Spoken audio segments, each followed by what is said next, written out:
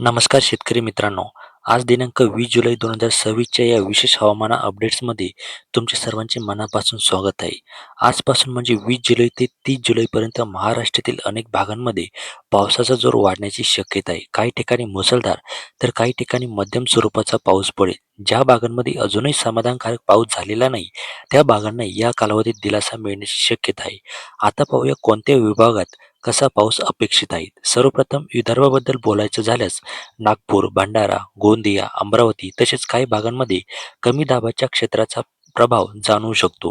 त्यामुळे काही ठिकाणी जोरदार ते अतिजोरदार पावसाची शक्यता आहे. नदी नाले भरून वाहू शकतात. त्यामुळे शेतकऱ्यांनी आणि नागरिकांनी आवश्यक ती खबरदारी घ्यावी.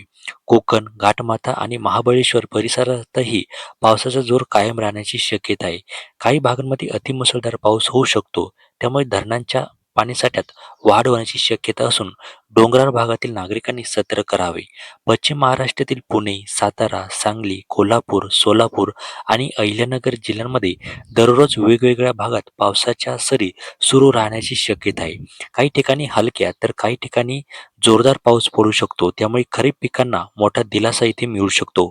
मराठवाड्यातील परभणी, बीड, धाराशिव, लातूर, जालना, छत्रपती संभाजीनगर, नांदेड आणि हिंगोली जिल्ह्यांमध्येही पावसाची शक्यता कायम आहे. ज्या भागांमध्ये पेरणी रखडलेली आहे किंवा पाऊस कमी झाला आहे, त्या भागांमध्ये समाधानकारक पाऊस पडण्याची शक्यता व्यक्त केली जात आहे.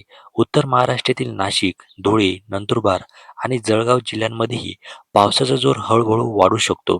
काही भागांमध्ये मध्यम ते जोरदार सरी पडण्याची शक्यता असून शेतकऱ्यांनी शेतीची कामे हवामान पाहून नियोजनबद्ध करावीत. याशिवाय मध्य प्रदेशच्या सीमेलगत पावसाचा प्रभाव वाढल्यास त्याचा परिणाम अमरावती, अकोला, बुलढाणा तसेच उत्तर महाराष्ट्रातील काही भागांवरही दिसून येऊ शकतो.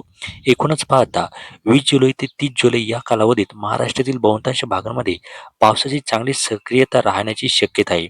हवामान अचानक बदल झाल्यास नवीन अपडेटसह पुन्हा भेटूया. तोपर्यंत चॅनलला सबस्क्राईब करून घ्या, व्हिडिओला लाईक करा आणि हा व्हिडिओ इतर शेतकरी बांधवांपर्यंत शेअर करा. धन्यवाद.